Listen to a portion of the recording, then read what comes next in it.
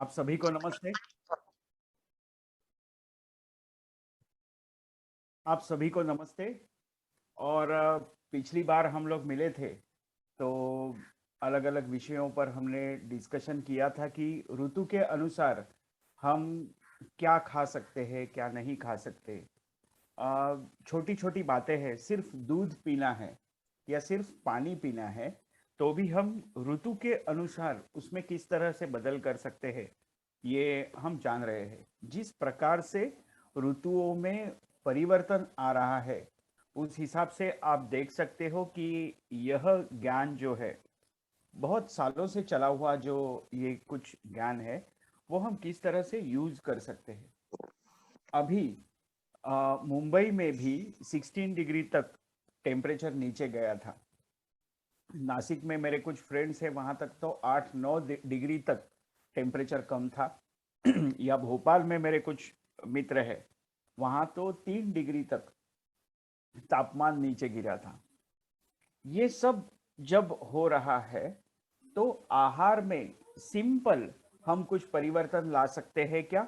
अगर ला सकते हैं तो उससे क्या क्या लाभ हमें मिल सकता है, इसके बारे में हम लोग थोड़ी थोड़ी बहुत जानकारी ले रहे थे।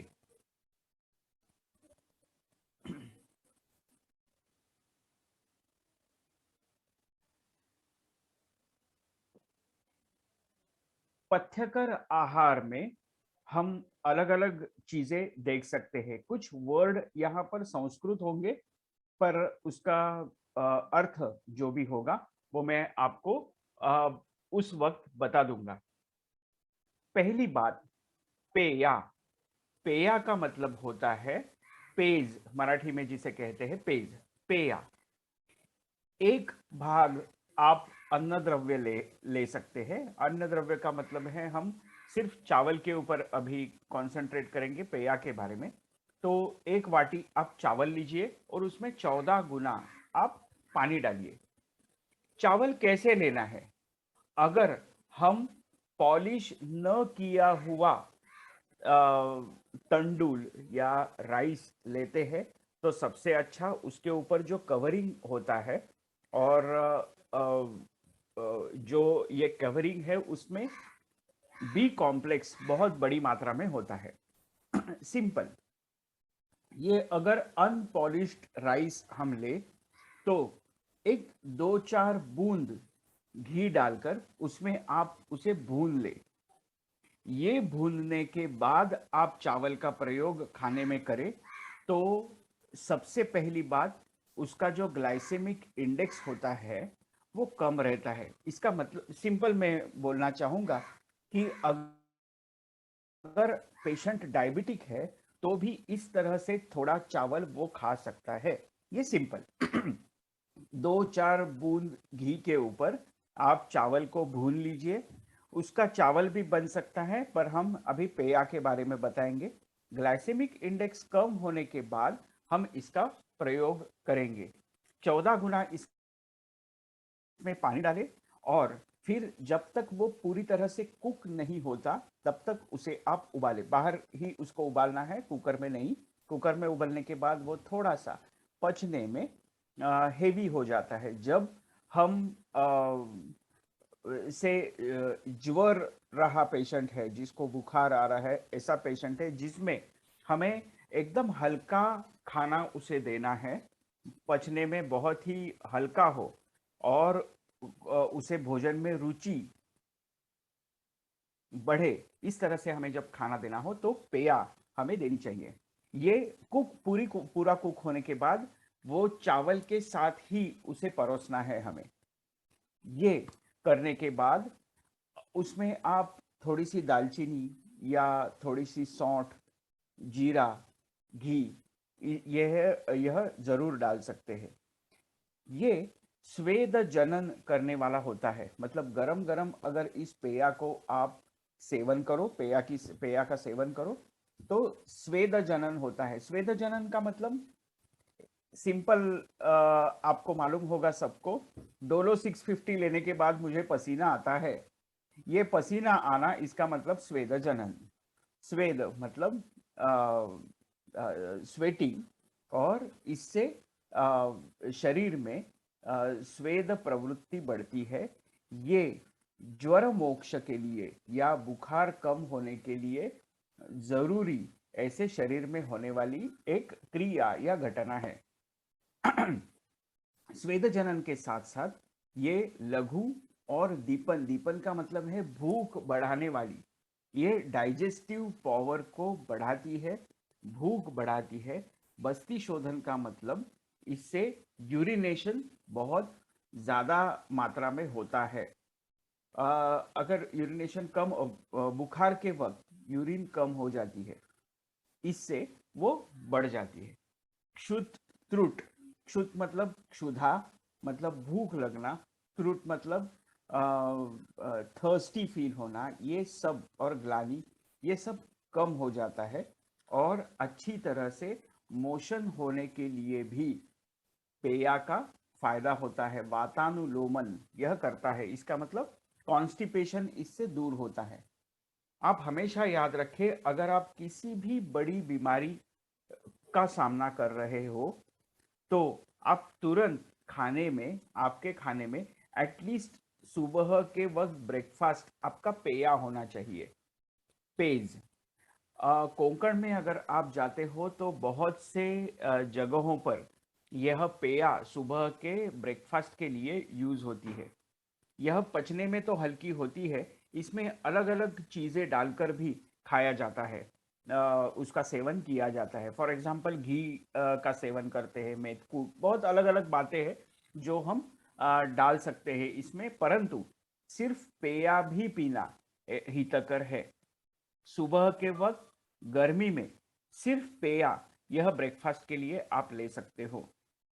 मुझे मैं 10 घंटा सोता हूं या सोती हूं, सुबह उठने के बाद भी मुझे फ्रेश नहीं लगता। फ्रेश, दिन भर मुझे आलसीपन लगता है। आलसीपन होने के मतलब पूरा अच्छी तरह से हाई न्यूट्रिशियस फूड लेने के बाद भी, 10-11 घंटा सोने के बाद भी मुझे फ्रेश नहीं लगता, मेरे पाँव दुखते रहते हैं और खाने में रुचि नहीं आती। इस वक्त आप लंघन करें। बहुत ज्यादा खाना, न्यूट्रिशियस सिर्फ खाते रहना, यही हमारे लिए हितकर नहीं होता। तो लंघन करना मतलब शरीरस्थ अग्नि को, डाइजेस्टिव पावर को थोड़ा आराम देना भी बहुत इंपॉर्टेंट है। इस लघ्वशन या लंघन में पेया सबसे मतलब नंबर 1 पर पेया आती है, सिर्फ पेज। आप हर 10 दिन या 15 दिन बाद लंघन करें, लघ्वशन करें, तो आपको काफी फायदा मिलेगा। एटलीस्ट एक अन्नकाल, 7 दिन, हम 7 दिन का अगर एक वीक अगर हम देखते हैं तो उसमें इस सप्ताह में हम 21 बार खाना खाते हैं, बराबर। कम से कम 21 टाइम्स हम खाना खाते हैं, उसमें एक बार भी या 3 बार या 7 बार सुबह अगर आप पेया का सेवन करो तो डाइजेस्टिव पावर में काफी सुधारणा दिखती है, आलसीपन कम हो जाता है और आपको फ्रेश लगने लगता है।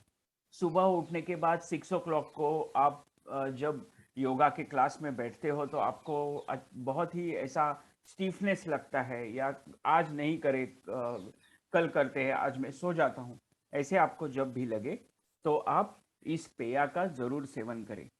इस पेया को गर्मी में ज्यादा यूज किया जाता है, ठंडी में नहीं। मंड, मंड जो है उसमें सिर्फ यह छान कर दिया जाता है, छान कर दिया जाता है, उसके जो अन्न कण है वो इसमें नहीं आते। इसमें सबसे अच्छा है वो है लाजा मंड। लाजा, इसका मतलब है धान की लावा, या मराठी में कहते हैं साड़ीचा लाया। लक्ष्मी पूजन के वक्त हम लक्ष्मी पूजन के वक्त वहां पर रखते हैं लक्ष्मी जी के सामने, जो वह है धान की लावा या साड़ीचा लाया। ये हाइड्रेशन के लिए काफी अच्छी चीज है। और साड़ीचा लाया ये एक गुना लेकर 14 गुना उसमें पानी डालकर आप वो बहुत ही जल्दी कुक हो जाता है। बहुत बार उल्टी आने की संभावना हो, जी मिचलाना, बहुत ज्यादा पानी छूटना, यह अगर होता है, या बहुत जुलाब होने की वजह से शरीर में अगर पानी कम हो जाता है, तो लाजा मंड का प्रयोग करें। अगर आपको बार बार उल्टी आ रही है या जॉन्डिस हुआ है, तो यह जो लाजा है, मतलब धान की लावा या साड़ीचा लाया, ये सिर्फ घी में थोड़ा सा भून लीजिए। थोड़ा, हाँ, मतलब 2-4 बूंद घी में भून लीजिए, और वो सिर्फ रुक्ष उस ऐसे ही आप खाना चालू करें खड़ी शक्कर के साथ। उल्टी रुक जाती है। उल्टी के लिए अगर सबसे अच्छा परहेज ये लाजा है, विलेपी। नहीं, स्लाइड चेंज नहीं हो रही है, पर स्लाइड यही है। मैं पेया, मंड और उसके बाद विलेपी इस तरह से बता रहा हूं। तो इस तरह से लाजा मंड ये दिया जाता है। मंड मतलब सिर्फ ऊपर का पानी, लाजा के ऊपर का जो पानी है, वो सिर्फ पानी इसमें दिया जाता है। जब नासा या नाक से खून निकलना, ये इसे कहते हैं एपिस्टैक्सिस। बहुत से लोगों को ये बीमारी होती है। बहुत डरने की उसमें कोई जरूरत नहीं। आप उसमें डायग्नोसिस अलग अलग हो सकता है, वो आप डॉक्टर को दिखा दीजिए, परंतु उसमें लाजा मंड का प्रयोग जरूर कर सकते हैं। मंड के सामने लिखा है रक्तपित्त नाशक। ये नाक से खून निकलना, इसे कहते हैं रक्तपित्त। और इसमें इस मंड का प्रयोग काफी अच्छी तरह से होता है। चौथा भाग में डायरेक्ट उस पे जाता हूं, वो है कृशरा। कृशरा का मतलब है खिचड़ी। 1 गुना मूंग, 2 गुना उसमें तंडुल या राइस, ये लेकर पकाकर बनाने जाने वाली खिचड़ी। कभी कभी मूंग दाल की बजाय हम लोग ग्रीन कलर के जो हरे मूंग होते हैं, वही उसमें डाल सकते हैं। ये डालकर उसमें तिल डालकर, 1 चम्मच तिल, 1 वाटी अगर आप मूंग लो, 2 वाटी आप उसमें चावल डालो, और 1 चम्मच उसमें आप तिल का प्रयोग करो। ब्लैक और white, which ever is preferable, जो आपको अच्छा लगे, क्योंकि ब्लैक बहुत लोगों को अच्छा नहीं लगता दिखने में, इसीलिए आप सफेद तिल का भी प्रयोग कर सकते हो। यह बनाई हुई खिचड़ी, दालचीनी उसमें डालें। ये फुफ्फुस या लंग्स जो है, उसके लिए काफी हितकर होती है। जिसे बाल दमा या दमा है, अस्थमा की तकलीफ है, या सूखी खांसी बार बार आती है, या बहुत लंग्स का काम करना है, जो बहुत मैराथन दौड़ रहा है, या बहुत एक्सरसाइज कर रहा है, या जिसे बहुत बोलने की उसका प्रोफेशन है, मतलब अलग अलग प्रोफेसर्स हो या गायक हो, जिन्हें बहुत ज्यादा बोलना पड़ता है, ऐसे प्रोफेशन वाले हमेशा याद रखें, उन्हें स्वरभेद यह लक्षण दिखाई देता है। स्वरभेद मतलब आवाज बैठ जाना, बीच बीच में उनका आवाज एकदम खराब हो जाता है। ऐसे लोगों ने बाकी सब चीजों का त्याग कर, ठंडा कभी भी उन्होंने नहीं खाना चाहिए, और रात को ये गरम गरम खिचड़ी रोज खानी चाहिए। ये खाने के बाद आपका जो स्वर होगा या गला होगा, उसकी जो क्षमता है वो बढ़ जाती है। 1 वाटी मूंग, अक्खे मूंग ग्रीन कलर के जो होते हैं वो, उसमें 2 वाटी चावल और 1 चम्मच तिल, ये करते वक्त उसमें दालचीनी और तमालपत्र डालकर अच्छी तरह से कुक की हुई जो खिचड़ी होती है, गाय का घी डालकर, उसे उसका सेवन आप करें। इसका फायदा स्वर भेद में होगा, और लंग्स की कैपेसिटी उससे बढ़ जाएगी।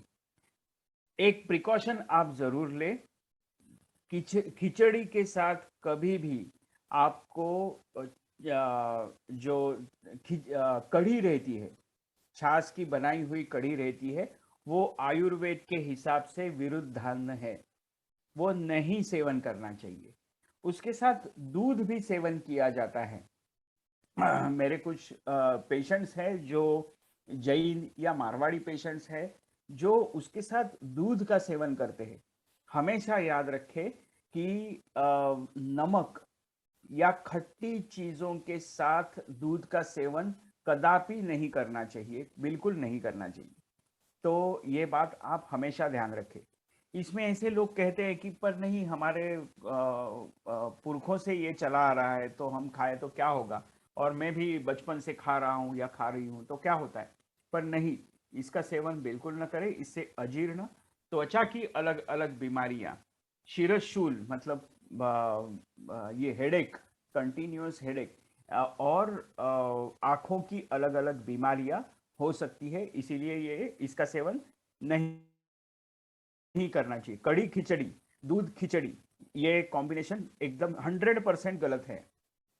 मैं खिचड़ी खाने के बाद दूध पीऊंगा, नहीं चलेगा। खिचड़ी खाने के बाद कम से कम 2 घंटा आपको रुकना होगा और फिर आप ये खा सकते हो। अभी एक डाइट का बहुत ही अच्छा प्रकार चल रहा है, पर वो सभी प्रकृतियों को फायदेमंद नहीं। वो है सिर्फ 2 बार खाना। उसमें भी ऐसे कहा जाता है कि आप कुछ भी खा सकते हो, पिज्जा खा सकते हो, दूध पी सकते हो, ये खा सकते हो एक साथ। पर नहीं, ये एक साथ नहीं खा सकते, और ये एक साथ खाने से बहुत अलग अलग बीमारियां हो सकती है। दूसरी इंपॉर्टेंट बात, अगर वो पित्त प्रकृति का आदमी है तो उसे सिर्फ 2 बार खाना देना ये गलत है। पित्त प्रकृति के व्यक्ति ने सिर्फ 2 बार खाना, इससे उसका धातु क्षय होगा, इससे उसका मसल वेस्टिंग होगा, मसल्स थोड़े से वीक हो जाएंगे, और कॉन्स्टिपेशन हो या थोड़ा सा चिड़चिड़ापन हो, ऐसे बहुत अलग अलग चीजें हो सकती है। पित्त प्रकृति के आदमी ने कम से कम दिन में 3 बार, ज्यादा से ज्यादा 4 बार खाना चाहिए। और एक बात जो पिछली बार भी मैंने कहा था वो इस बार भी कहूंगा, याम मध्य न भुक्तव्यम, याम युग्मम न लंघयेत। एक याम अर्थात 3 घंटा, हम 4 पकड़ के चलते हैं। एक बार खाने के बाद आप 4 घंटे तक कुछ भी नहीं खाना, और 8 घंटे के ऊपर आप खाली पेट नहीं रहना। ये एक बेसिक रूल आप याद रखें। ऐसा होता है कि हर 2-2 घंटे बाद खाना है।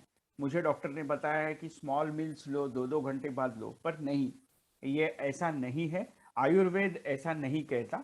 वो कहता है याम मध्य न भुक्तव्यम, याम युग्मम न लंघयेत। और वायु, पित्त और कफ, इन 3 प्रकृतियों के हिसाब से आपको आपके डाइटरी हैबिट्स चेंज करने ही होंगे। और ये बहुत ही जरूरी है। एक ही घर में अलग अलग प्रकृति के लोग रहते हैं। एक लड़का जो होता है उसको दूध पिया तो तुरंत दूसरे दिन जुलाब होने लगता है। दूसरे आदमी ने ज्यादा रात को वेफर्स खा लिए तो तुरंत उसको शिरशूल होने लगता है। सभी 10 लोग बैठकर घर में वेफर्स खाते हैं, पर एक ही आदमी को उसमें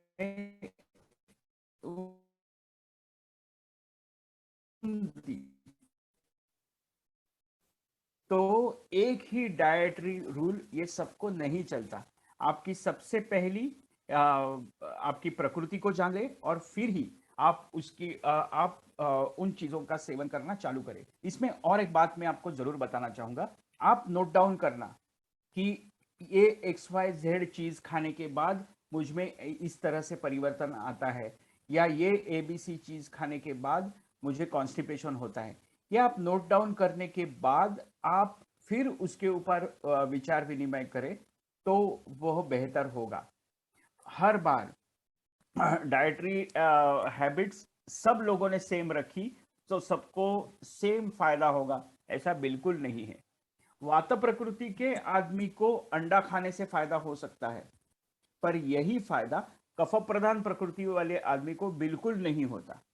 कफ प्रधान आदमी ने अगर अंडा खाना चालू किया, रेगुलर अंडा खाना चालू किया, वो जिम में जाता है फिर भी, तो उसे हृदरोग होने की संभावना सबसे ज्यादा होती है। ये ये समझना बहुत ही महत्वपूर्ण होता है। मॉडरेट आप सब कुछ खा सकते हो। यूश, यूश के बारे में मैंने कहा था कि मुद्ग यूश के बारे में जैसे मैंने कहा था कि अगर आप एक और उसमें 14 गुना पानी डालकर अगर आप उबालते हो और वह पानी अगर आप पीते हो तो उसका यूश और पेया में फर्क ऐसा है कि तंडुल मतलब राइस ये लेके बनाया हुआ है वो है पेया, और यूश में आप मूंग, मसूर, कुल्थी इन चीजों का प्रयोग करते हो, तो इसे शुक धान्य कहते हैं। तो इसका प्रयोग आप अलग अलग बीमारियों में कर सकते हो। मुझे वजन कम करना है, क्या करूं? वजन कम करना है तो आप एक चीज करना चालू करें, वो है सुबह के वक्त सिर्फ मूंग का पानी पिए, उसमें 2 चम्मच घी डालकर, 2 चम्मच घी डालकर आप मूंग का पानी पीना चालू करो। दोपहर के वक्त और रात के वक्त सिर्फ भाकरी आप खाना, अलोंग विथ कोई भी सब्जी, अलोंग अलग अलग सब्जियों के साथ आप भाकरी खा सकते हो। तेल और घी खाना आवश्यक है, इसीलिए मॉडरेट मात्रा में, आप सम्यक मात्रा में तेल और घी का प्रयोग जरूर करें। तेल और घी से तेल या घी डालकर बनाई हुई सब्जी और भाकरी दिन में 2 बार, खाने के बाद छाछ, और सुबह के वक्त सिर्फ मूंग का पानी, उसके साथ आप कम से कम 25 से 50 सूर्य नमस्कार रोज करना चालू करें, आपका वजन जरूर कम होगा। सूर्य नमस्कार के बाद और एक मैं बोलना चाहूंगा, अगर आप मोर देन 60 सूर्य नमस्कार करते हो हफ्ते में एक बार भी, तो एक मुट्ठी चना आप रात को भिगो कर रखें, और आपके सूर्य नमस्कार होने के बाद, आप समझो हफ्ते में एक बार आप करते हो, तो वो करने के बाद आप चना चबा कर खाइए, और उसके बाद इतना गुड़ लेकर खाइए, वो बहुत ही आवश्यक है। एनर्जी लेवल आपकी तुरंत बढ़ती है, इससे वजन बिल्कुल नहीं बढ़ता, पर हमेशा याद रखें अगर आपकी पचन शक्ति या अग्नि मंद है, कम है, उसकी स्ट्रेंथ कम है, तो इससे गैस जरूर बन सकती है। इसीलिए ये हमेशा ध्यान रखें। आप सभी लोग बहुत ही अच्छी तरह से सूर्य नमस्कार करते हो, और इस क्लास में आकर तो आपको ये जरूर खाना है, एटलीस्ट हफ्ते में एक बार आप इसका सेवन करें, क्योंकि रोज खाने में ये हितकर नहीं है। रोज खाने से आपको गैसेस तो होने लगेंगे, पर चश्मे का नंबर भी बढ़ेगा, इसीलिए इसका सेवन रोज ना करें। पर जिस वक्त आप बहुत ही एक्सेसिव एक्सरसाइज करते हो, एक्सेसिव स्वेटिंग जिसमें होता है, एनर्जी लॉस जिसमें होता है, उसमें आप इसका सेवन जरूर करें। ठंडी के दिनों में आप इसका सेवन कर सकते हो, और गर्मी में यह नहीं करना है। माउसरस, लास्ट इज माउसरस। माउसरस आपने पाया सूप वगैरह सुना होगा, तो इस तरह से चिकन सूप हो या मटन सूप हो या मांसरस हो, जिसे मांसरस आयुर्वेद में या संस्कृत भाषा में कहा जाता है, ये भी एक सूप, ये भी यूज की तरह सूप ही है। 14 गुना पानी डालकर उसे उबाला जाता है। स्पेसिफिकली मसल लॉस जिसमें है, या मसल वेस्टिंग जिसमें है, या अचानक आपके शरीर का वजन कम हुआ है, तो प्रॉपर डायग्नोसिस के बाद ही आप नित्य मांसारस का सेवन करना चालू करें। नित्य का मतलब है हफ्ते में 2 या 3 बार इसका अगर आप सेवन करते हो, तो इससे मसल लॉस कम होने लगता है और वेट बढ़ता है। इन सभी चीजों से मांसारस से वेट बढ़ता है, ये याद रखें। इसीलिए ध्यान से, जो आदमी ये बचपन से खा रहा है उसी ने ही खाना है, बाकी लोगों ने बिल्कुल इसका सेवन नहीं करना है। एट द एज ऑफ 45-50 इसके आप प्रयोग ना करें।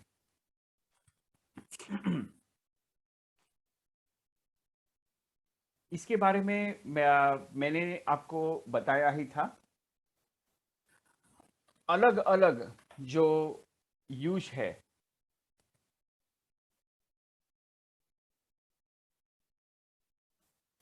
अलग अलग जो यूज है उसके बारे में अभी, मूंग, मूंग के बारे में पहले मैं बताऊंगा, और बाद में 3 सब्जियों के बारे में आज हम बातचीत करेंगे। एक है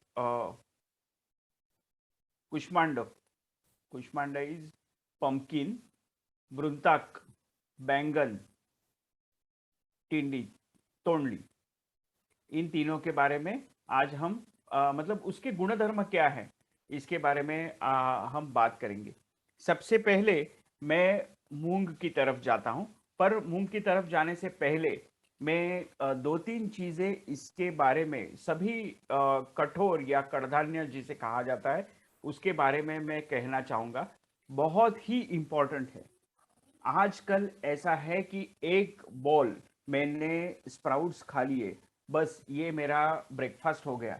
एकदम गलत, एकदम गलत। हमेशा याद रखें, अगर आप रोज ऐसे स्प्राउट्स खाने लगे तो आप जरूर ऑप्थेल्मोलॉजिस्ट की फीस देने लगोगे जल्दी ही। इससे हमेशा आंखों का नंबर बढ़ता है। इसीलिए बहुत ज्यादा आपको कठोर नहीं खाना है। ये पचने में बहुत हेवी रहता है, इसीलिए इसका सेवन नित्य सेवन नहीं करना चाहिए। और जिसका अग्निमंद है उसने और एक चीज ध्यान रखे, वो भी दो तरह से करते हैं हम। एक मराठी में बोलता हूं, उसळ नाहीतर आमटी। शक्यतो याची आमटी करून खावी किंवा पातळ असेल तेच खावं। खूप घट्ट किंवा खूप कोरडी उसळ अशी खाऊ नये। याचं रोज रोज खाऊ नये। और अभी तो ऐसा है कि रॉ ये खाया जाता है। रेगुलरली रॉ खाना ये बिल्कुल गलत है। इससे इनडाइजेशन आपका बढ़ेगा, गैसेस होना बढ़ जाएगा। इसीलिए यह रोज तो बिल्कुल नहीं खाने चाहिए। अगर आप बहुत एक्सरसाइज करते हो, बहुत ज्यादा 1 डेढ़ घंटे तक रोज एक्सरसाइज करते हो, तो आप हफ्ते में 3 बार या 2 बार इस तरह से रॉ या उसळ इस तरह से खा सकते हो। परंतु अगर आप रोज एक्सरसाइज नहीं करते तो नहीं करना चाहिए। जिन्हें खाने के बाद तुरंत पेट फूलता है या सीने में जलन होने लगती है, उन्होंने कड़धान्य कठोर नहीं खाना चाहिए, ये याद रखिए। अगर आपको खाने के बाद पेट में दुखना या बहुत हेवी लगना या थोड़ी सी चक्कर आना, पेट में गुड़गुड़ गुड़गुड़ होना या कॉन्स्टिपेशन, मलावरोध, मलावष्टंभ, ऐसी अगर तकलीफें हैं तो आप इसका सेवन ना करें। अगर आपको आंखों की कोई भी बीमारी है तो ऐसे वक्त भी आप कड़धान्य कठोर इसका सेवन रेगुलरली नहीं करना है आपको। ये आप जान लीजिए। तो और ये जब भी हम खाते हैं तो तेल या घी का संपर्क उसमें होना चाहिए। तेल या घी के बिना कड़धान्य कठोर नहीं खाने चाहिए। उसे उसमें भून ले और फिर ही वह खाना हितकर है। इसीलिए ये सेवन करते वक्त हमेशा थोड़ा सा ध्यान रखें। और किसी भी व्याधियों में आप मुद्गयूष का सेवन कर सकते हो। अगर आपको खाना खाने के तुरंत बाद मुंह में कड़वापन लगता है या सीने में जलन लगती है, पित्त बढ़ता है, हाथ पांव में जलन अगर लगती है, तो इसमें मुद्गयूष का सेवन आप रेगुलरली कर सकते हो। सुबह के ब्रेकफास्ट के वक्त सब ब्रेकफास्ट बंद करो और सिर्फ मुद्गयूष का सेवन थोड़े दिनों तक करो। आपका डाइजेस्टिव सिस्टम आपकी अच्छी होने के बाद आप फिर बाद में बाकी चीजें कर सकते हो। अगर एकदम पतला सूप आप कब ले सकते हो, तो जब आपको बुखार है तब थोड़ा सा सेंधा नमक डाल के आप ले सकते हो। जब बुखार में यूरिनेशन कम होने लगता है या थोड़े भी आप सिर्फ टॉयलेट तक जाके आए तो भी आपको आंखों के सामने एकदम अंधेरा छाना या चक्कर आना या बहुत ही थकावट ऐसे लगती है, तो आप मुद्गयूष 2-2 चम्मच आधे आधे घंटे में लेना चालू करें। आपको बहुत ही अच्छा इसका रिजल्ट मिल सकता है। इससे और एक बात होती है, वो यूरिनेशन इससे ज्यादा होता है और जो कि बुखार में आवश्यक है। ये हम ले सकते हैं। इसके साथ साथ हम अगर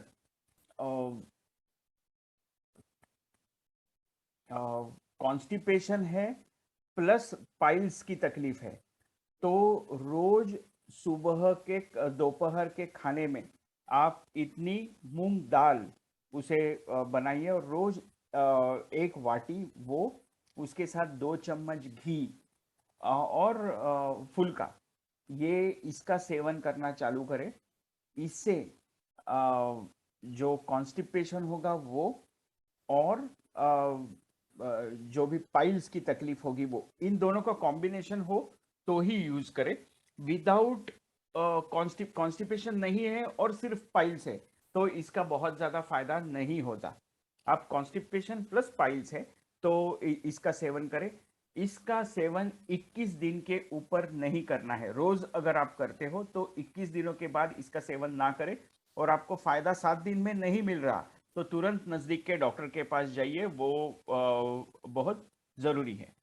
और एक बात, मूंग दाल, अनारदाना और आंवला, ये चीजें एक साथ आप उबाल कर रखिए, और इन तीनों का जूस जब भी छोटे बच्चों में भूख नहीं लगती और उनको कृमि यानी वर्म्स इसकी तकलीफ है बार बार होने की, तो उसमें आप दे सकते हो।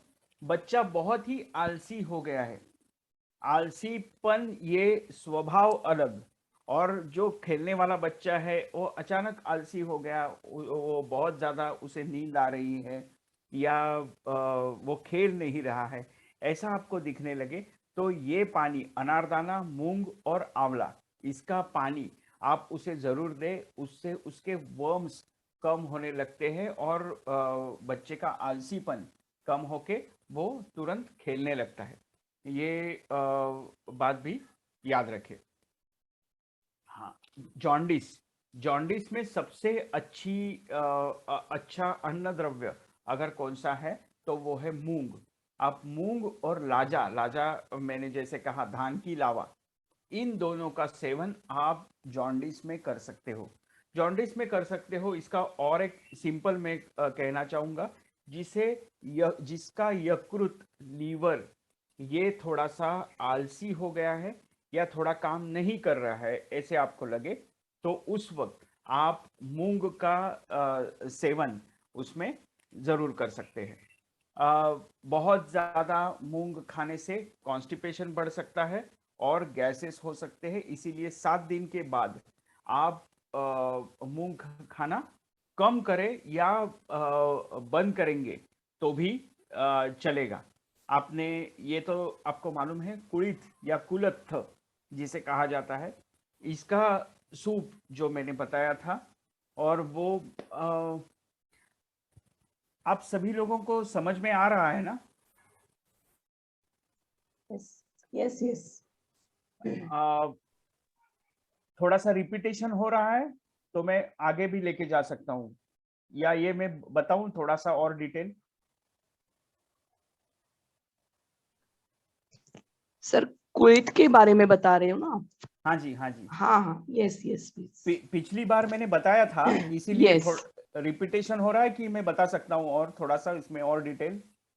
बताइए सर बताइए। ओके। ये आप सभी को मालूम है, कोंकण में होने वाला ये प्रोडक्ट है, और इसे हुलगे, मराठी में हुलगे ऐसे कहा जाता है। ये जो होता है, एक बहुत ही स्पेसिफिक लक्षण मैं आपको बताना चाहूंगा।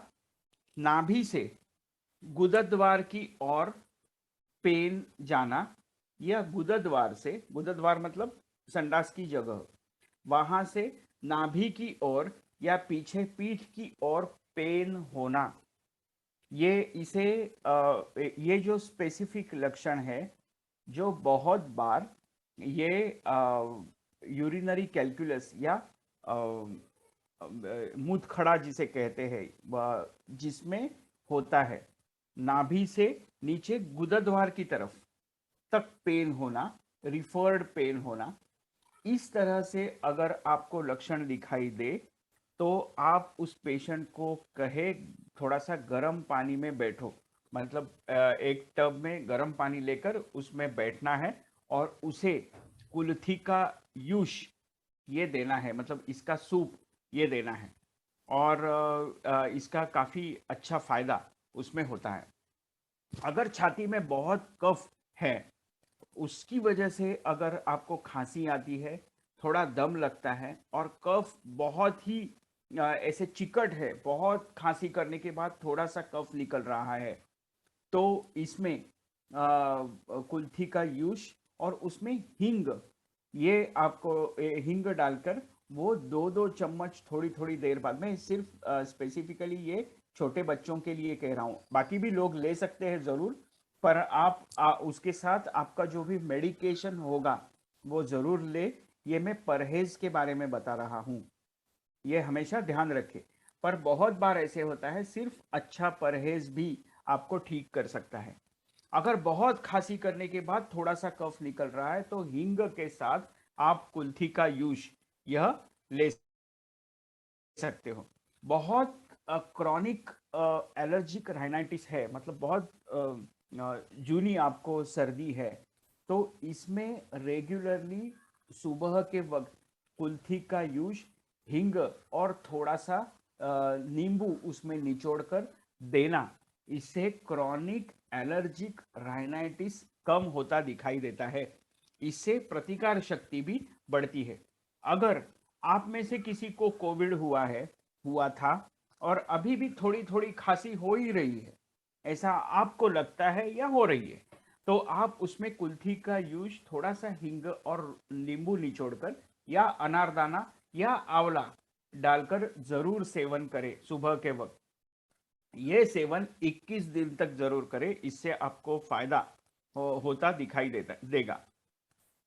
अगर आपकी पचन शक्ति मंद है, बहुत मतलब थोड़ा सा आप खाते हो फिर भी आपको 4 घंटा हो गया, 6 घंटा हो गया, 7 घंटा हो गया, आपको भूख ही नहीं लगती, ऐसा अगर आपको लगता है और मलावरोध है, कॉन्स्टिपेशन है, तो इसमें आप कुल्थी का यूज नींबू रस और सेंधव के साथ जरूर जरूर ले, उसका आपको फायदा दिखाई देगा। ये जो मल है वो आगे जाने के लिए आंत्र मतलब जो हमारा इंटेस्टाइन है वो, उसकी जो पुरस्सरण गति होती है वो एक ऐसे अलग तरीके से सिंक्रोनाइज तरीके से हिलता है।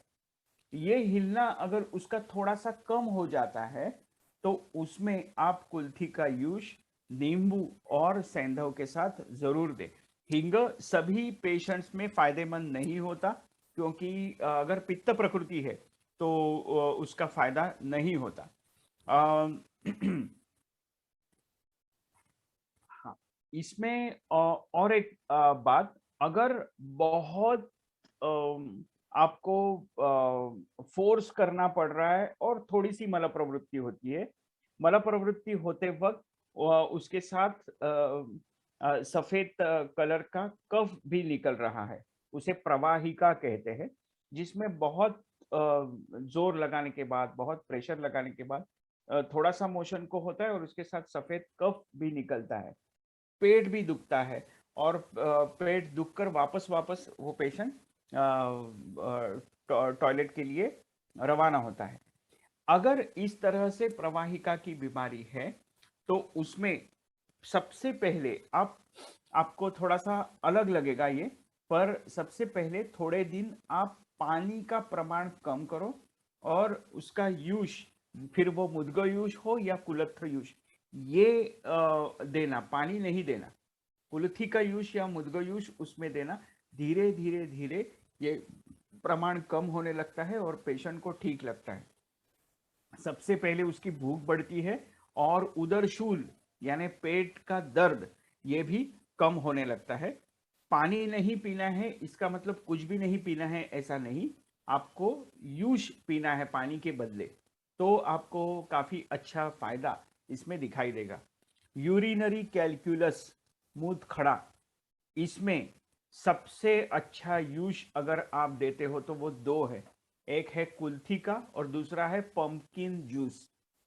सुबह खाली पेट आप 1 ग्लास पंपकिन का जूस लेना चालू करो।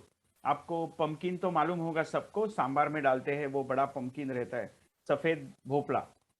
वो इसका अगर रस निकालकर, जूस निकालकर आप लेते हो तो काफी फायदेमंद है पित्त प्रकृतियों के लिए। पित्त प्रकृति जिसकी है, उष्ण प्रकृति जिसकी है, जो जल्दी, जिसका माथा भड़क जाता है, या जिसके बाल जल्दी सफेद हो रहे हैं, या हस्तपाद तल दाह, मतलब हाथ और पैर, इनकी जलन जिसमें बहुत ज्यादा है, आंखों की जलन जिसको बहुत ज्यादा हो रही है, इसने पंपकिन जूस सुबह जरूर लेना चाहिए।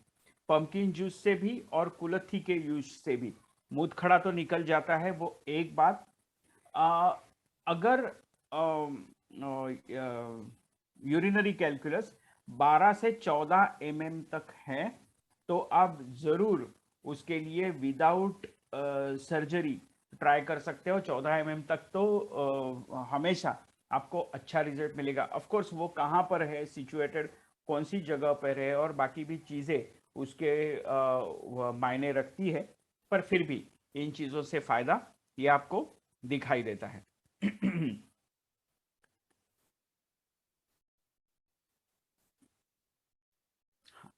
इसके साथ साथ और एक इम्पॉर्टेंट बात, जहां पर ये होता है, मतलब मुक्का मार जिसे कहते हैं, जैसे कि समझ लो आप एक्सरसाइज करते वक्त ये रिस्ट जॉइंट ट्विस्ट हो गया, जहां पर बिल्कुल फ्रैक्चर नहीं है पर फिर भी यहाँ पर सूजन आ गई, जिसे मराठी में मुक्का मार इस तरह से कहते हैं। उसमें कुल्थी का जो पीठ रहता है, फ्लोर रहता है, वो आप उबालो गर्म पानी में और उसका लेप करो। इससे तुरंत वहाँ की वेदना कम होती है। और एक हमेशा बात याद रखो, इस तरह से जब भी कोई इंजरी होती है तो वो दीर्घ काल तक हमें तकलीफ देती है। मतलब जब भी ठंडी पड़े या जब भी बहुत बारिश हो तो वह वापस दुखने लगता है।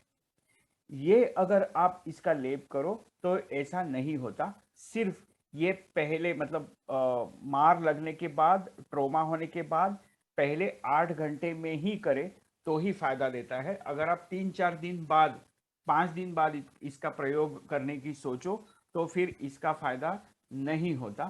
फिर दूसरी ट्रीटमेंट इसमें करनी पड़ती है। अगर शरीर में बहुत ज्यादा फैट बढ़ता है तो वह फैट अलग अलग जगहों पर डिपॉजिट हो जाता है। छाती के पीछे, या पेट पर, या पीठ पर, या हाथ के पीछे, इस तरह से अलग अलग जगहों पर यह फैट जमा हो जाता है। ऐसे वक्त आप कुल्थी का जो फ्लोर होगा, पीठ, वो, और उसके साथ साथ थोड़ा सा नींबू का रस यह लगा और थोड़ा पानी ये लगाकर उसे उस अवयव पर घिसना चालू करें, स्नान के वक्त घिसना चालू करें, जिससे कि फैट कम होने में फायदा मिलता है, इंच लॉस होने लगता है। ये आप जरूर करके देखिए, एकदम हार्मलेस ट्रीटमेंट है। उसे आयुर्वेद में उद्वर्तन कहा जाता है। उद्वर्तनम कफहरम मेदसः प्रविलयनम। उद्वर्तन मतलब ड्राई पाउडर से किया हुआ मसाज। इस चीज में स्पेसिफिकली अगर आपको मेद, चर्बी घटानी हो स्पेसिफिक जगहों से, तो आप उद्वर्तन में इसका लेप जरूर करें और इससे जोर से घिसना चालू करें स्नान के वक्त, और आपको फायदा ये दिखाई देगा। उड़ीद, इसे माश कहा जाता है संस्कृत में। ये स्पेसिफिकली बहुत ज्यादा लोकप्रिय है, वो है दक्षिण भारत या साउथ इंडिया में। और महाराष्ट्र में इसके पापड़ भी हम लोग खाते हैं, और पंजाब में इसकी दाल भी, दाल मखनी वगैरह आपने सुना होगा, ये भी खाया होगा ही। काला या सफेद, ये इस तरह से यह होता है।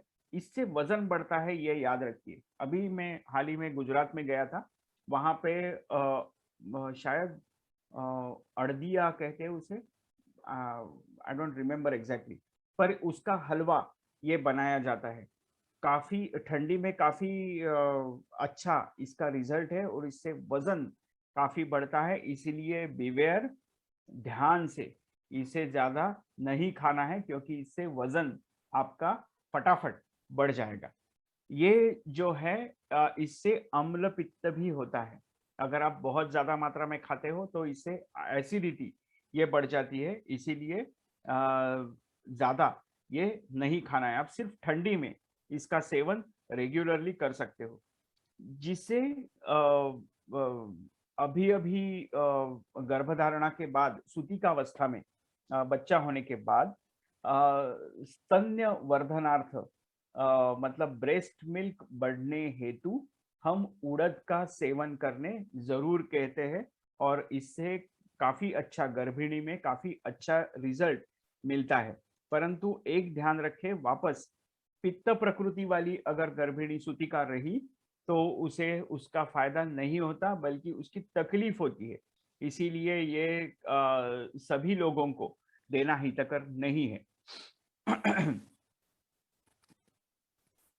हाँ, जिसमें स्पेसिफिकली आयुर्वेद में कही गई एक बात मैं जरूर कहना चाहूंगा। जो छोटा बच्चा है, जो तोतला है, उसे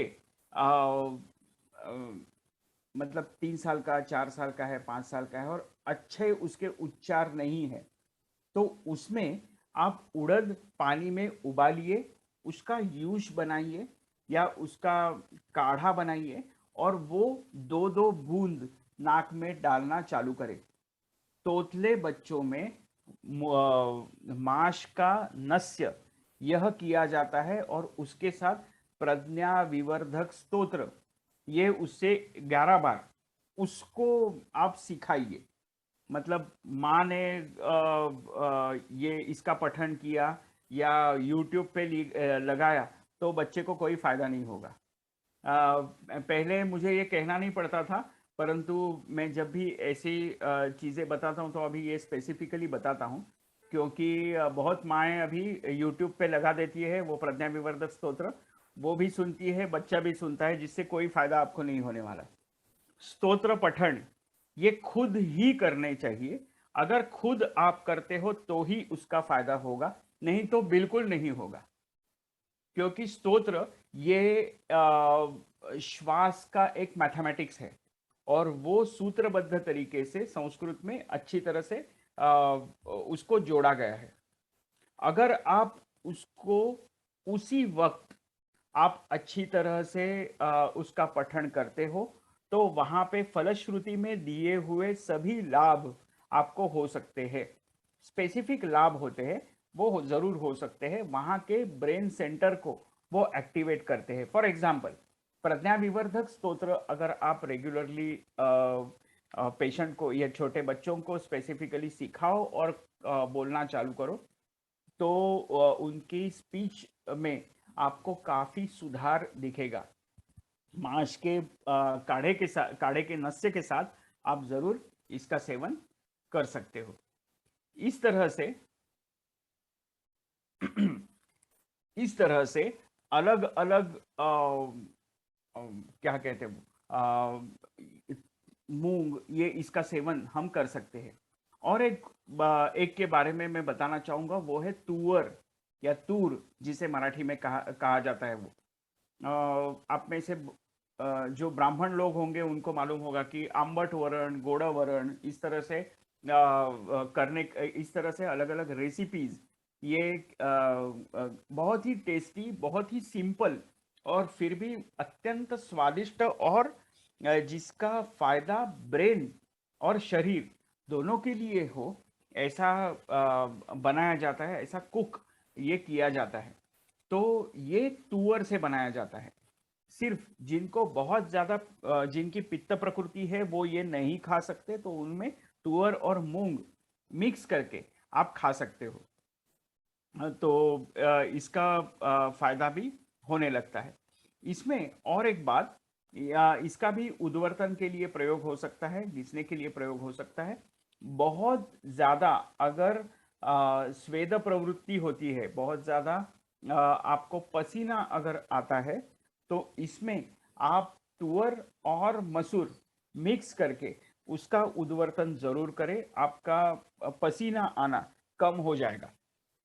पसीना सिर्फ हाथ और पैरों को पसीना आता है, इसमें आप तुअर और मसूर का प्रयोग एक साथ कर सकते हो, या सिर्फ बैंगन जो रहता है वो रात भर काट कर पानी में भिगो के रखिए, सुबह उसकी सब्जी बना दीजिए, जो पानी रहता है उसमें हाथ डुबो के रखिए, आपका पसीना कम हो जाएगा।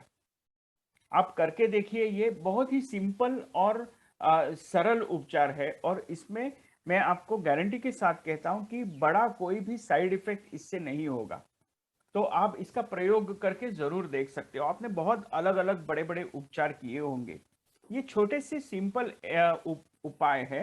और we are not replacing doctors, हम ऐसा नहीं कह रहे कि आप कभी भी किसी के पास जाओ ही मत, ऐसा नहीं है। निदान करने के लिए, अच्छी ट्रीटमेंट के लेने के लिए आप जरूर जाइए, परंतु ये कुछ सिंपल बातें हैं जो करने से आपका एक्सेसिव पसीना अगर कम होता है तो फायदा ही है। एक्सेसिव पसीना हाथ और पैरों को आने के लिए शारीर और मानस दो अलग अलग कारण होते हैं। अगर मानस कारणों की वजह से पसीना ज्यादा आता है तो बैंगन के पानी से कोई फायदा नहीं मिलेगा, उसके लिए आपको फिर अलग ट्रीटमेंट यह लेनी पड़ेगी।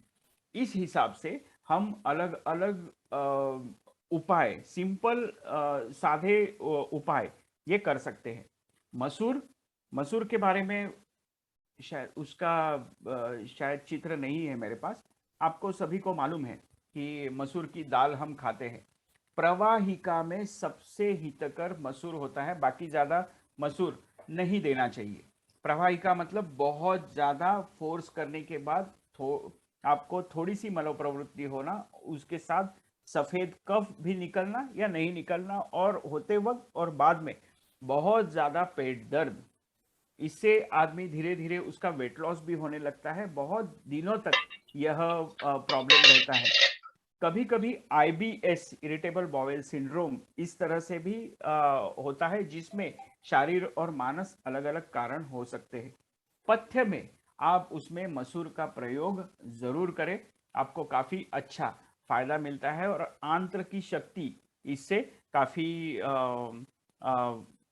लाभकर हो सकती है।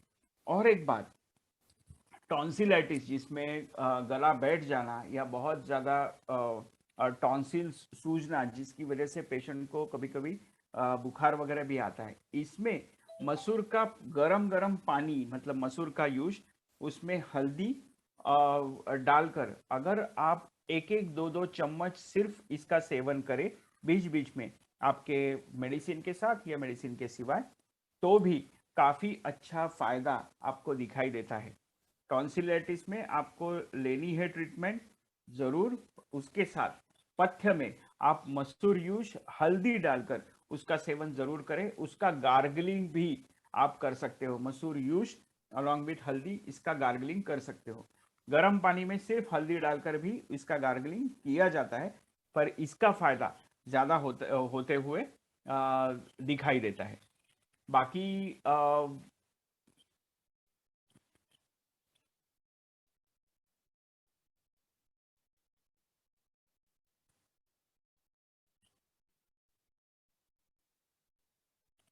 एक मटकी मटकी है, जिसके बारे में एक ही बात मैं जरूर कहना चाहूंगा, ये रोज खाने की चीज नहीं है।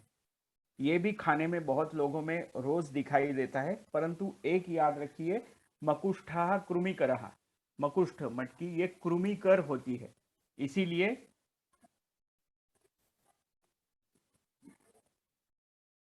आप कौन सी स्लाइड अभी देख रहे हो? आपको स्लाइड आपकी मूवी नहीं हो रही थी। ओके, अभी आप यूज सूप्स ऐसे देख रहे हो? नहीं सर, अभी स्लाइड शेयर स्क्रीन करिए वापस, शेयर स्क्रीन नहीं है।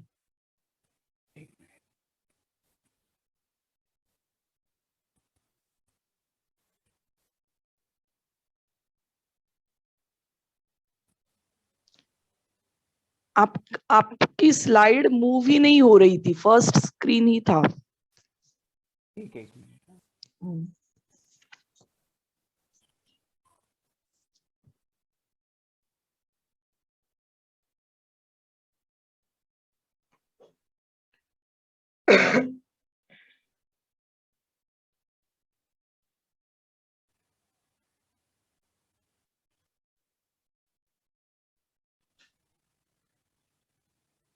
जी अभी शेयर स्क्रीन हो रहा है। यूश मटकी लास्ट यूज। और इसमें मैं कहना चाहूंगा कि कृमिकर होती है मटकी, इसीलिए आपने देखा होगा मटकी भेळ या मटकीची उसळ,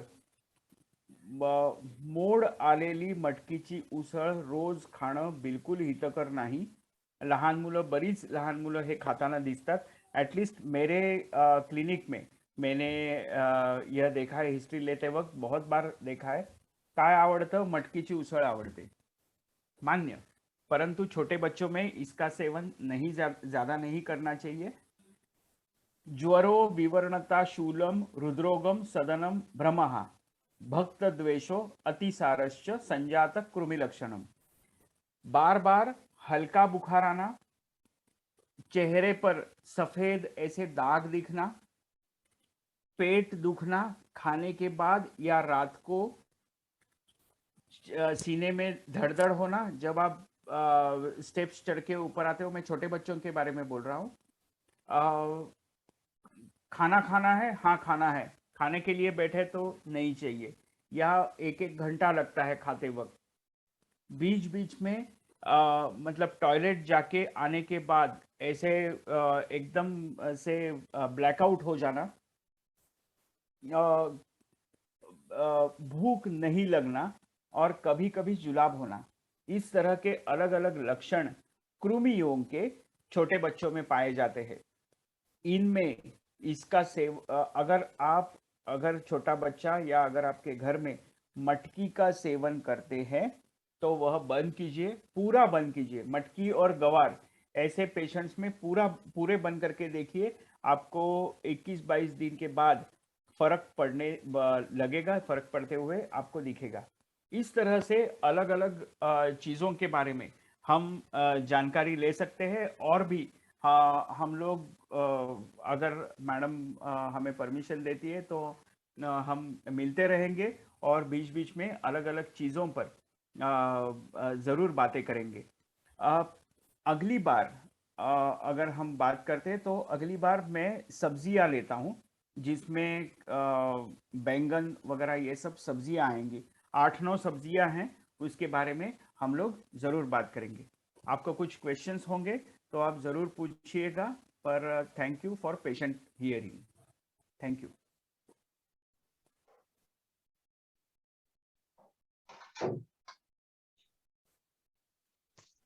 थैंक यू डॉक्टर। किसी को कुछ पूछना है क्वेश्चन से? किसी ने क्वेश्चन पूछा है कि वो कुಳಿत के साथ फैट लॉस के लिए क्या यूज करना है? चर्बी घटाने के लिए कुಳಿत के आटे के साथ कौन सी चीजों का प्रयोग करना चाहिए? एक छोटी सी एग्जाम ले लेते हैं। आप सभी ने अभी का लेक्चर सुना होगा। आप में से कोई ये जवाब दे सकता है? अगर नहीं तो मैं तुरंत दे दे देता हूँ। सकती हूँ, मैं दे सकती हूँ। और नींबू कोई नींबू हाँ, नींबू वेरी डाल नींबू। Very good, very good. नींबू डाल के आप कुल्थी का सेवन, कुल्थी को उद्वर्तन मतलब पाउडर मसाज आप जरूर कर सकते हो और उसका अच्छा फायदा रिजल्ट मिलता है। इससे एक्सेसिव स्वेटिंग भी कम होने लगता है। आप जरूर इसका प्रयोग करके देखें। सिर्फ एक बात ध्यान रखें कि कुल्थी बहुत ज्यादा उष्ण भी होती है, तो इसीलिए अगर आपको उष्णता की कोई तकलीफ हो तो इसका सेवन थोड़ा पूछ कर कीजिएगा, दैट इज बेटर। पर उद्वर्तन का प्रयोग आप करना जरूर चालू करें। पाउडर मसाज, उसमें कुछ सुगंधी द्रव्य भी डालिए। अगर आप रोज यूज करना चाहो तो फिर आपको सिर्फ कुल्थी वगैरह डाल के ना अच्छा नहीं लगेगा। फिर आप 4 दिन 8 दिन ही यूज करोगे, बाद में सब बंद कर दोगे। इससे अच्छा आप उसमें कुछ सुगंधी द्रव्य डालिए। लाइक नागरमोथा, मुस्ता, या गुलाब मिलता है, गुलाब की पंखुड़ियां भी मिलती है, उसका चूर्ण मिलता है, या संतरे की साल का चूर्ण मिलता है। ये आप थोड़ा थोड़ा डालिए। उसके साथ क्लेदहर और त्वचा को निखारने वाली कुछ द्रव्य है जैसे कि कड़ू, इन चीजों का चूर्ण डालें और फिर कुल्थी, ऐसे मिक्स करके फिर लगाइए तो आपको थोड़ा अच्छा भी लगेगा। एक और सुगंधी द्रव्य और क्लेदहर, क्लेदहर का मतलब है त्वचा को हितकर द्रव्य, ऐसे सबके साथ अगर आप उसको यूज करें, उद्वर्तन चूर्ण यूज करें, तो आपको मजा भी आएगा करते वक्त और फायदा भी होगा उसका, और ज्यादा फायदा होगा। Doctor, the properties in white pumpkin and dudhi is the same? No, white pumpkin और दूधी में थोड़ा थोड़ा फर्क है, और पंपकिन से वजन ज्यादा बढ़ता है। पंपकिन ये बुद्धिमांद्य के लिए भी काफी अच्छा कार्य उसका देखा जाता है, मेध्य ऐसे कहा गया है इसे, या इसीलिए व्हाइट पंपकिन खाने वाले जो लोग हैं वो काफी बुद्धिमान होते हैं। आपने साउथ इंडियन लोग देखे होंगे जो सांबार में रोज पंपकिन डालते हैं, वो काफी टैलेंटेड है। आप में से है कोई south Indian? I am a South Indian. Very good. तो इसीलिए आपका क्वेश्चन भी बहुत अच्छा है। कुष्मांड, Yeah. कु नास्ति उष्मेण सह अंडः, मतलब जिसके बीज में ऊष्मा नहीं है या जिसका बीज बहुत ज्यादा ठंडा है उसे कहते हैं कुष्मांड या पंपकिन, कोहड़ा मराठी में कहते हैं। तो ये मूत्रल भी है, मतलब मूत्रवर्धक भी है, इससे यूरिनेशन बढ़ जाता है एक, और मेध्य भी है, ये मेधावर्धक है और वजन बढ़ाने वाला है। अभी इस लौकी के बारे में बताऊंगा, दूधी भोपड़ा, ये अम्ल पित्तहर है, ये पाइल्स पर अच्छा काम करता है, ये डाइजेस्टिव सिस्टम पे अच्छा काम करता है। कुष्मांड जो है वो नर्वस सिस्टम के लिए ज्यादा अच्छा है। ऐसा दोनों सब्जियां अच्छी ही है और पथ्यकर ही है, आप खा सकते हो। पेठा जो होता है वो छोटे बच्चों को जरूर दे, क्योंकि वो मेध्य या बुद्धिवर्धक ऐसा बताया गया है। अश्वरी के लिए भी यूज होता है वो, मतलब यूरिन स्टोन में भी कुष्मांड ये यूज होता है, पंपकिन यूज होता है। दुधी भोपळा आणि व्हाईट पंपकिन मध्ये फरक काय? अभी बताया। आत्ता सांगितला तोच फरक। एक आहे तो डायजेस्टिव्ह सिस्टीमवर चांगला, पाइल्स, फिशर, फिस्टुला असे प्रॉब्लेम असतील, आम्लपित्त असेल तर दुधी भोपळा चांगला, आणि पंपकिन आहे तो तुमची स्मरणशक्ती वाढवण्यासाठी चांगला, किंवा मूत्रकृच्छ्र किंवा आपण म्हणू युरिन स्टोन साठी चांगला असा। नाही दिसण्यात विचारते। दिसण्यात तुम्ही एक काम करा, गुगलवर दोन्ही फोटो टाका, तुम्हाला दिसतील दोन्ही फोटो। कोहळा, कोहळा म्हणतात ते, म्हणतात ना त्याला कोहळा म्हणतात। तो जसा गोल मोठा असा, तो भोपळ्यासारखा, लाल भोपळ्यासारखा असा, आणि दुधी आपला लांब पांढरा। अच्छा अच्छा अच्छा, हा हा, बरोबर बरोबर। नजर लागू नये म्हणून ना लाल रंगाच्या वस्त्रामध्ये तो असा लावून ठेवतात घरावर। कोकणातला असेल कोण तर त्यांना माहिती असेल। कोहळा असतो ना हा खूप जास्त टिकतो, कोहळा पटकन खराब होत नाही तो, म्हणजे वेलीवरनं काढल्यावर सुद्धा बरेच महिने टिकतो, पटकन खराब होत नाही। आवळा सुद्धा असाच असतो, म्हणून याच्यातून रसायन औषधं च्यवनप्राश सारखी बनवली जातात। कुष्मांड अवलेह सुद्धा बनवला जातो। जो जास्त निसर्गात टिकतो तो शरीराला टिकवण्याची क्षमता ठेवतो, असा त्याचा एक भाग पण सांगितला जातो। म्हणून च्यवनप्राश हा आवळ्यापासून बनवतात। आवळा सुद्धा पटकन खराब होत नाही बघा, तुम्ही काढून ठेवा घरात, तो त्याला कीड लागत नाही, पटकन तो खराब होत नाही वगैरे वगैरे। हा शरीराला चांगल्या पद्धतीने टिकवून ठेवू शकतो। तसं केळं नाही शरीराला फार टिकवून ठेवत। तुअर दाल इज हेवियर देन मूंग दाल? तुअर दाल थोड़ी सी ज्यादा पित्तकर है मूंग दाल से। मूंग दाल सबसे पचने में तो सबसे हल्की मूंग दाल ही है। मला विचारायचंय, घाम येत नाही अंगाला, त्याला काय म्हणजे कशामुळे असं होत असेल? सगळ्यात आधी घरातला सोफा काढून टाका आणि व्यायाम करायला मी नाही सुरुवात तसं. करा. जोक्स अपार्ट, परंतु जर काही स्पेसिफिक रिझन असेल त्यासाठी तर तुम्ही जरूर तपासून घ्या. गरम पाणी प्यायला सुरुवात करा. मेदस्वी रुग्णांना, वजन जास्ती असलेल्या पेशंटला वजन कमी करायला प्रवृत्त करा. आणि मग घाम यायला स्वेदकारक बरेच वेगवेगळी औषधं पण आहेत. साधं तुळशीची पानं रोज 3 ते 5 चावून खाल्ली, एक काळ्या मिऱ्याबरोबर सकाळी उपाशी पोटी, तरी सुद्धा घाम येण्याची प्रवृत्ती वाढायला लागते. आणि पावडर मसाज सुरू करा. हर्बल पावडर मसाज म्हणजे उद्वर्तन, त्याने हा. सुद्धा घाम यायला मदत होते चांगली. ठीक. Doctor, what is this kapli wheat powder? Kapli wheat. गव्हाचा प्रकार येतो. Is it good like bakri? Yes, it is good. Basically अभी ऐसे होने लगा है कि हम लोग थोड़े से हेल्थ कॉन्शियस हैं, ये जानकर पूरी दुनिया में बिजनेसमैन भी बढ़ने लगे हैं. वो कुछ भी देते हैं और महंगा कर देते हैं, जिससे हमें लगता है कि ये महंगा है. हमें ये ऑथेंटिक मिलता है कि नहीं, ये थोड़ा क्वेश्चन मार्क ही है. पर it is a kind of wheat. But equal to bakri. Yes, it is good for health if you get it authentic.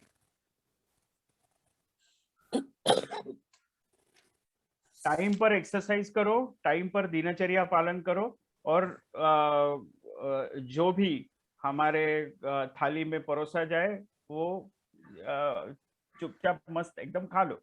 थोड़ा सा कम खाना, थोड़ा जल्दी खाना, रात को खाना, जल्दी खाना, और 3 बार ही खाना खाना. पानी कम पीना. पानी के बारे में हम लोग एक लेक्चर जरूर लेंगे. पूरा 1 घंटा या 1.5 घंटा में सिर्फ पानी पे ही लूंगा उस दिन, क्योंकि पानी का पचन भी बहुत आवश्यक है. हमें बताया जाता है कि बहुत पानी पीना हितकर है वगैरह, पर ऐसा बिल्कुल नहीं है. पानी कम पीना, पीबेत स्वस्थो अपि अल्पशः, ऐसा ही बराबर है. पानी कम पीना चाहिए, बहुत ज्यादा पानी पीना गलत है. पर उसके बारे में मैं पूरा लेक्चर लूंगा, तो ही मजा आएगा. ऐसे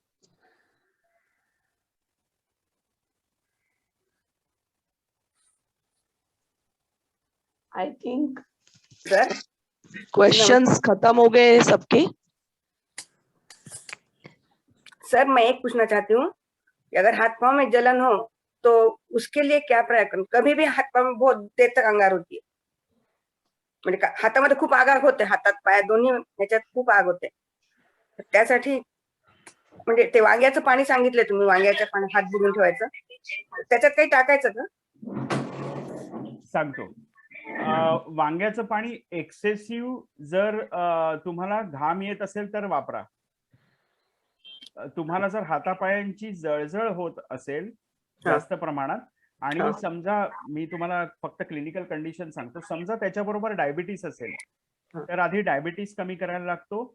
आणि ह्या स्पेसिफिक म्हणजे न्यूरायटिस साठी, हातापायांच्या जळजळीसाठी काही औषधं घ्यायला लागतात. साधं गुलकंद पोटात घेतलं तरी तुम्हाला फायदा होताना दिसेल. गुलाबजल किंवा काय म्हणू आपण त्याला, गुलाबाचे पानं सुद्धा आहारामध्ये जर तुम्ही सेवन करू शकलात वेगवेगळ्या पद्धतीने, तरी त्याचा चांगला फायदा होताना हा दिसून येतो. धन्यवाद.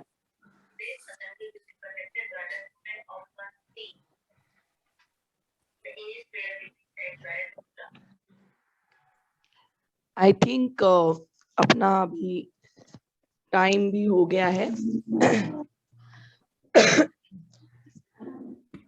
So thank you very much doctor Deshpande.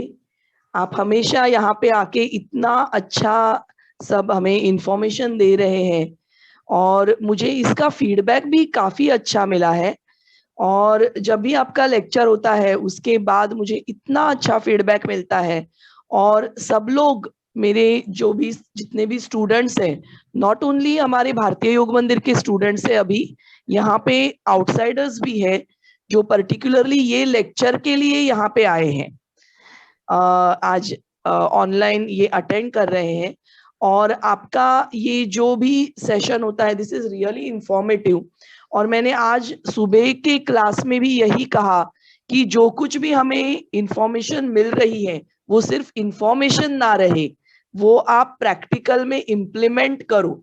ये छोटी छोटी बातें हैं और हमारे घर के किचन में से आ रहा है। हमें बाहर की दवाई लेके उसके साइड इफेक्ट्स नहीं झेलने पड़ रहे हैं। These are very small small things जो हम हमारे नित्य के डेली रूटीन में हम लोग ला सकते हैं और हमारा लाइफ इससे काफी अच्छे से इम्प्रूव हो सकता है।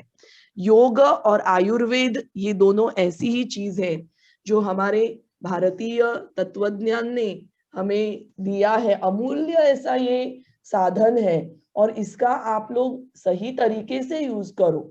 योग साधना के साथ साथ ये आयुर्वेद और ये छोटी छोटी बातें जो अभी डॉक्टर देशपांडे ने हमें बताई है, कुलित है या पेया के बारे में बताया, बहुत बार हमें ये सब मालूम भी रहता है, लेकिन प्रैक्टिकल में लाना उतना ही इम्पोर्टेंट है।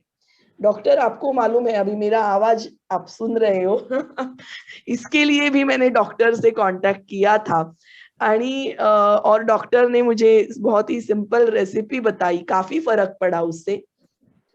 पर जो कि मेरा प्रोफेशन ही ये है, कंटिन्यूअस बात करना, पर ये सारी चीजों से बहुत फर्क पड़ता है। जो कि बाहर के अगर कफ सिरप मैं लेती हूँ तो मुझे पूरा दिन मेरा ड्राउजी जाता है, नींद नींद नींद आती है।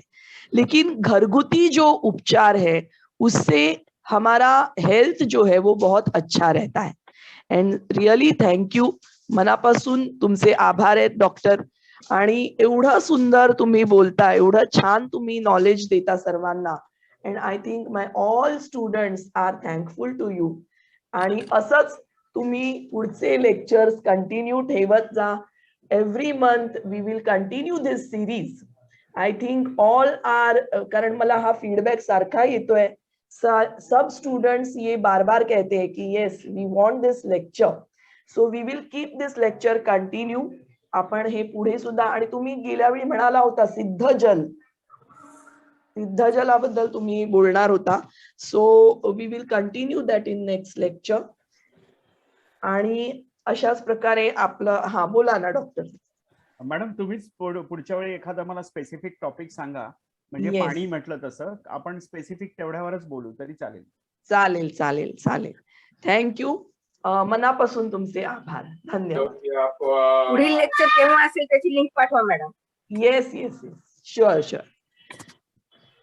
Ending the session. थँक्यू.